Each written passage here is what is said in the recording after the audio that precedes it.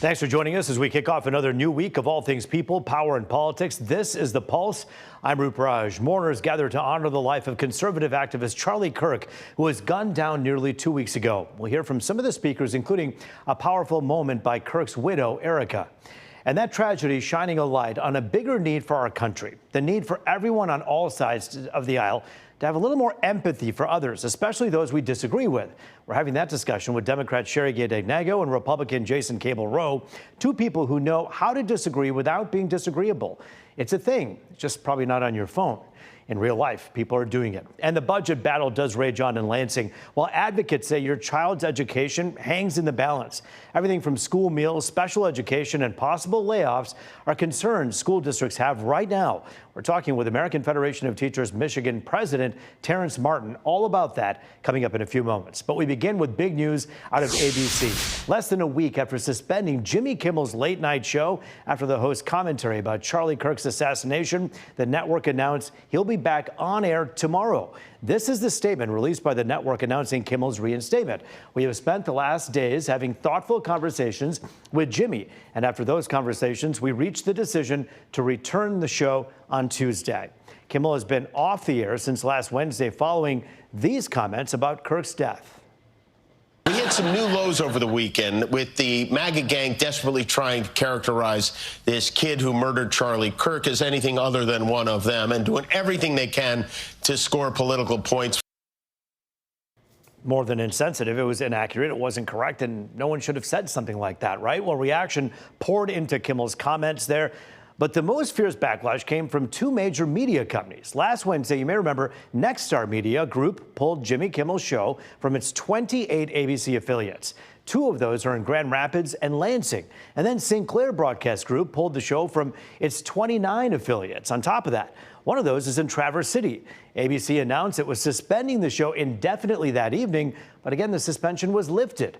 More than 400 actors, comedians, directors, and writers signed a letter from the American Civil Liberties Union, which argued Kimmel's suspension was a dark moment for free speech. So what he said was incorrect and terrible and vile, but the punishment, did it fit the crime? We're talking about that with our guest coming up in a moment here as well. To the nation's capital, where lawmakers are on recess with just a week to go before a partial government shutdown. They're out of session to mark Rosh Hashanah this week. Leaders on both sides are blaming each other for the standoff. Democrats want to reverse cuts to Medicaid that Republicans passed this past summer. Republicans say the Democratic proposals would simply increase spending, and it'll be way too much. Top Democrats are pushing President Trump for a meeting ahead of the October 1st deadline. We're ready to meet with him any time and place to negotiate and avoid the Trump shutdown. Right now, it's a Trump shutdown because he won't even talk to us. I'd love to meet with him, but I don't think it's going to have any impact.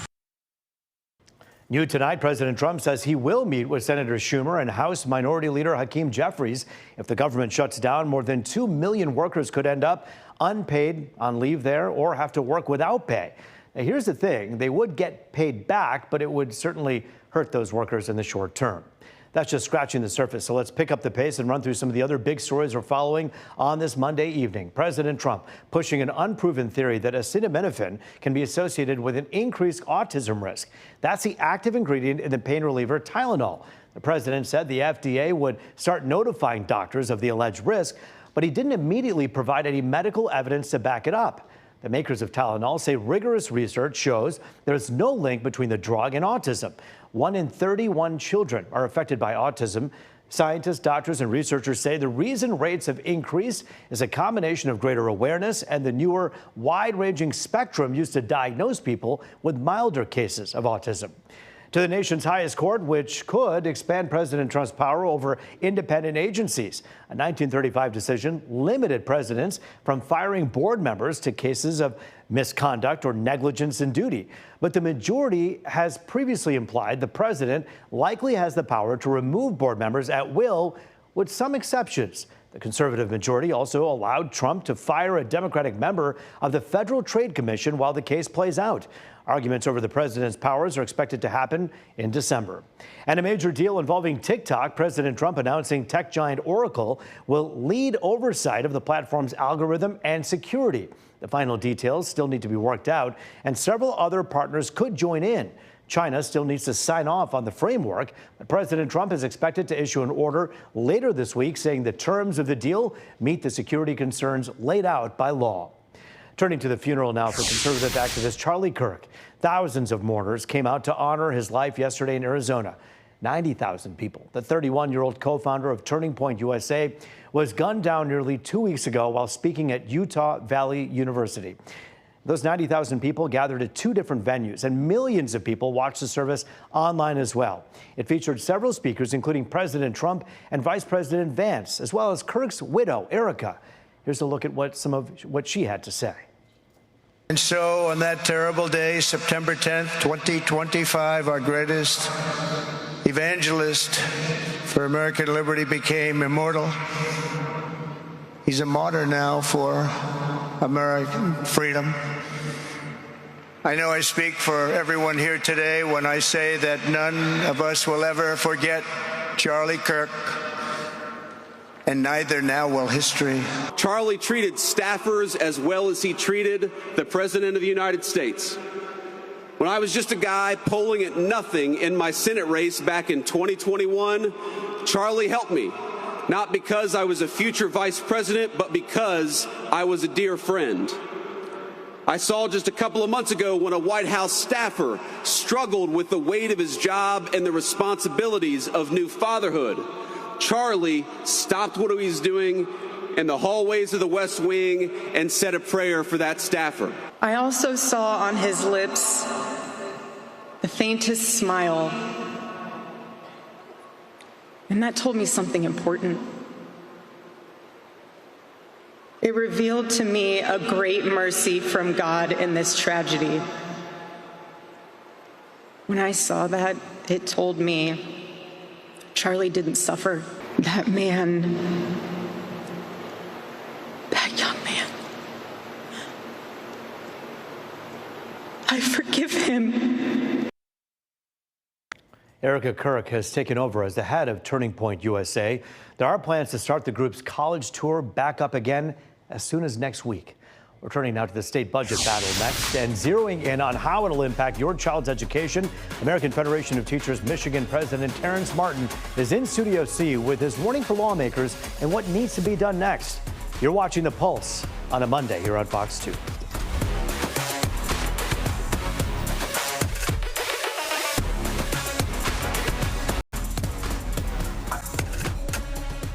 Back now on The Pulse, looking at all things people, power, and politics. Here to talk about how the state budget battle could impact education for children across the state, American Federation of Teachers Michigan President Terrence Martin.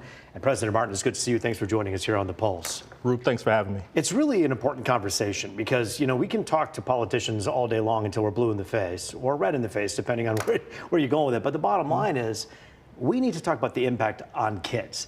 What is the immediate concern as we take a look at this budget showdown that's looming? Well, right now, I mean, with the budget showdown, I mean, we're looking at a possible cut to some vital programs that our students and our parents really invest in for our young people. Programs such as, you know, mental health programs that are in our schools now, particularly after what we saw in the devastation of COVID. Many of our students really needing those services. Also our after-school programs, which are vital to our kids. These are programs that help build character in our young people and also provide that enrichment that they need. So we have, you know, like you say, and then the school lunches, which of course everyone's been talking about the meals, which is critical in order to learn. There are plans in place to give districts money from a Republican point of view, a Democrat point of view, so that things can be covered. However, there is still deep concern about what will happen here. What is it that we're not hearing in terms of messaging from politicians on both sides of the aisle in terms of the cuts and how they could impact kids? Well, we're not hearing politicians talk about the investment in education. Is it a priority here in the state of Michigan? I mean, right now we're battling over pennies here, pennies there on education to cut it. But what we're not hearing is how much are we investing in quality public education in the state of Michigan. We're hearing, though, different plans. The Republicans have a plan that basically says we're going to, you know, trust the local districts. We're going to release a bunch of money, a lot of money, and that money should then be used by the local district to cover the cost of programs that are important to them. What's wrong or what's right with that plan? Well, it still cuts. And we're talking about a reduction in that pie, in that pot of money that's going to school districts. I mean, right now, without a budget, we're heading into October really, really soon. And the clock's ticking. October 1st, our deadline. We don't have a budget in place. And so right now, school districts are scrambling, trying to figure out how they're going to make up for the money lost to educate our children. So ultimately, the districts have to be prepared for there to be a showdown that closes everything down for a little while, and they have a shutdown. Are districts across the area, for instance, is Detroit schools, would you say, ready for something like that? Well, I think they're going to do everything that they can to ensure some of those vital programs remain for our students. But when you take money from other programs to cover, you're talking about taking money away from the classroom. You're talking about taking money away from the academic services that school districts are able to provide to our students. And so that's when the real hardship comes in. You pay for something, something else has to be taken away. The governor is seemingly optimistic about a plan being reached. She's saying that both sides are sitting down at the table. And so if a plan is reached, there's a difference between the House bill and the Senate bill, right?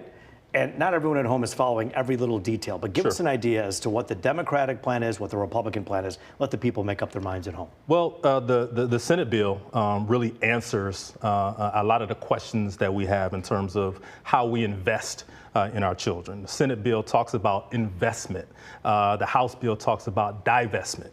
And so right now we're pegged between the two bills, and it's really being held up right now by the House. I mean, we're asking for the Senate bill to be passed. We believe that the Senate bill doesn't answer everything, but it gives us an opportunity to build upon that and get our school year covered by the state of Michigan. But when you see the Republican plan, the House bill, and it does talk about kind of releasing funds back to the local districts. I know you're saying that there's still a cut there, but will that actually help school districts figure out how to pay for programs that they need? Yeah, it's simply not enough. And our children need more, deserve more. Our parents, our families deserve more out of the school district here in the state of Michigan. Right now, we're still ranked at the bottom. And so we shouldn't be talking about cuts. We should be talking about increasing investment in education in this state. What can people at home do, Democrats, Republicans, parents at home who just want to throw the politics out of this and say, get your act together, pass a budget? Who should they call? Well, they should call their House and Senate representatives, particularly their House representatives, and let them know how they feel. Let them know what these cuts can potentially do to their household when you talk about educating your children. And it's not just hitting K-12, it's also higher education. Higher ed is being cut. If the House bill passes, you're talking about a complete divestment into community colleges across the state, which personally hit me. With my son being a Wayne County Community College student. And so those are the kind of messages, those are the kind of stories that we need to hear, that Republicans need to hear from our citizens about the importance of making sure that we invest in education and not divest in it. Well, we got to put a face on it. And you mentioned your son. There are so many others out there who think about their nieces, nephews, sons, daughters, whoever it is, and they need to get this done. And we're hoping Republicans and Democrats can sit down and make this a good deal. Terrence, good to see you, the president of the AFT. Thank you. Great to have you on the Pulse tonight. Jimmy Kimmel is coming back on the air tomorrow. We're debating the fallout from his suspension and the reaction. You're watching the Pulse here on Fox 2.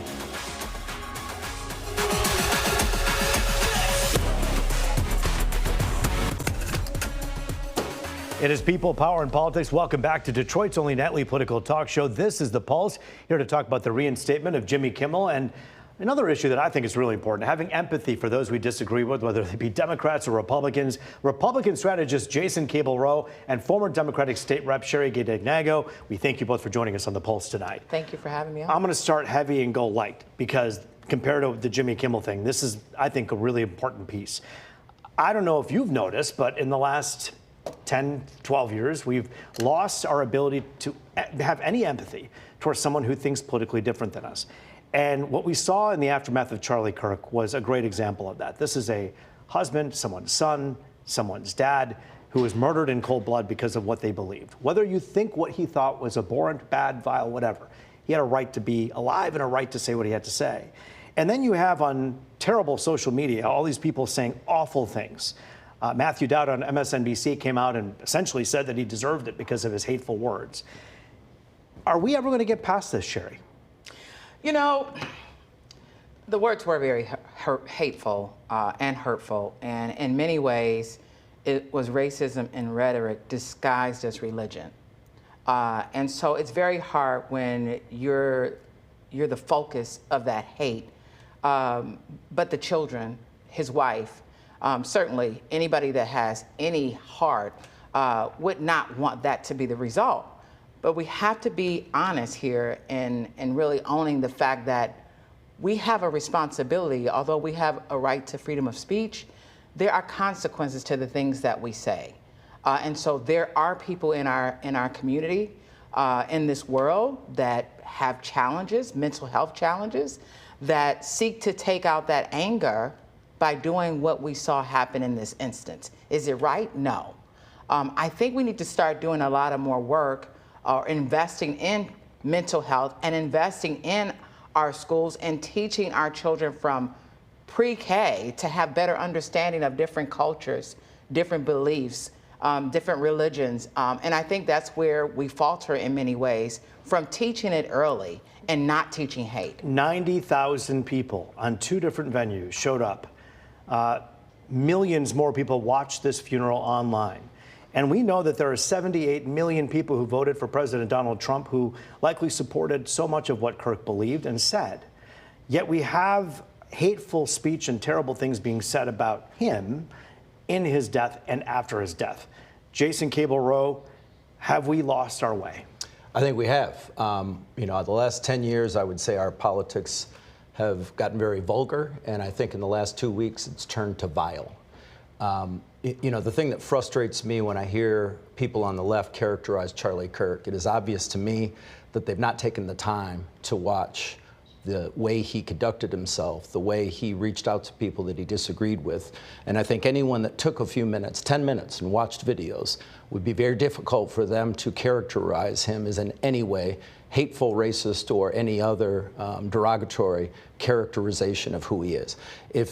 The other option is you just don't want to know something different. And what frustrates me about how I hear people talk about Charlie Kirk is Charlie Kirk was a mainstream conservative whose views align with mine and nearly every conservative in America. And so if you say that his words have consequences and that his death was in any way a result of those words or his beliefs, if you celebrate it, if you justify it, then you feel the same way about me, and you feel the same way about more than half of this country. And that's where we are right now. And what I think is particularly troubling is where we see where this is coming from. It is predominantly coming from the left. There were 2 polls in the last 10 days that stood out for me. One showed that feelings about political violence in this country. 77% of Republicans say it's never okay. Only 38% of Democrats felt the same way. When it comes to severing ties with family members over political disagreements, 57% of Democrats thought that was okay. Only 11% of Republicans. And so there is a feeling coming from the left that if you don't share their views, that you are not worthy of engagement or fair treatment. But Jason, I got to ask you this though, and I'm going to do this right now. I want everyone at home to realize this. I'm moving away from Charlie Kirk. We're talking about empathy. We're talking about disagreements. Please keep that in mind as I ask this next question. President Donald Trump sat in Grand Rapids, Michigan in 2019 and implied that John Dingell was in hell. Everyone laughed. J.D. Vance and Don Trump Jr., when President Biden revealed that he had a cancer diagnosis, Donald Trump Jr. mocked Jill Biden, the wife of someone who just found out he had cancer, and essentially said, why doesn't this doctor know what stage 5 cancer looked like? Is this a cover-up? J.D. Vance went on to say, while I feel terrible for him, he did a terrible job. Is that in line with the Republican way, the conservative way, the compassionate conservatives that we learned about in the 90s and 2000s? I wouldn't justify any of the stuff happening on the right, and I've been a critic when that has happened on the right. But what we're talking about right now is Charlie Kirk. About both. But no, let me back up, because the political theater that happens on the right or the left drives us, and it is on both sides. I don't dispute that. But when it comes to who we as people are in this country, I'm talking about 77% of Republicans in this country, not the political leaders, the people that walk the streets in our communities, compared to 38%, and then 57% compared to 11%. There's a huge disparity within the left. So, Sherry, is there a problem, which there are problems on both sides of the political aisle, is there a problem with people accepting political violence on the left that you think needs to be toned down? I don't know that is completely accurate. I get the numbers, and I'm glad that you said not political leaders, because when you look at the theater that we see in Congress right now and the hate that continues to be spewed there, I think there needs to be lessons on both sides.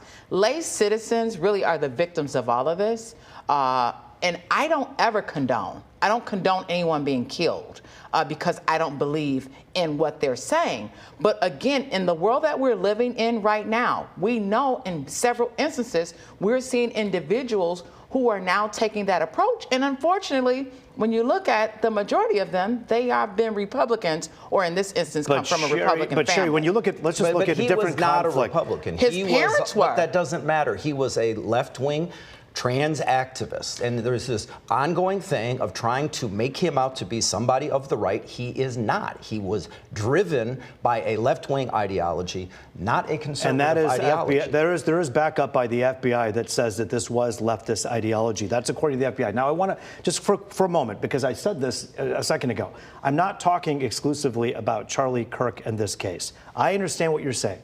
But just look, let's rewind 3-4 months ago. College campuses across this country were being divided. Why? Because of this very, very heated issue of Israel and Gaza. Right. If Rashida Tlaib or AOC or Bernie Sanders decide to stand in front of a college campus and on a loudspeaker say something that someone else thinks is vile and abhorrent, they should not pay with their life. Absolutely. That's the bottom line. Right. And so if something is so heated that people, if we take away the microphone with a bullet from one person, we're taking it away from everybody. Do you agree with that? Totally agree with that. But again, you're still just missing the fact that we have individuals out here who are not thinking clearly, who are obviously have some type of mental illness. I mean, who takes the time to go and kill an individual because they don't believe what you believe? There's a disconnect there. Kimmel's suspension being lifted. We have 30 seconds left. Going to give you short answers. Good or bad?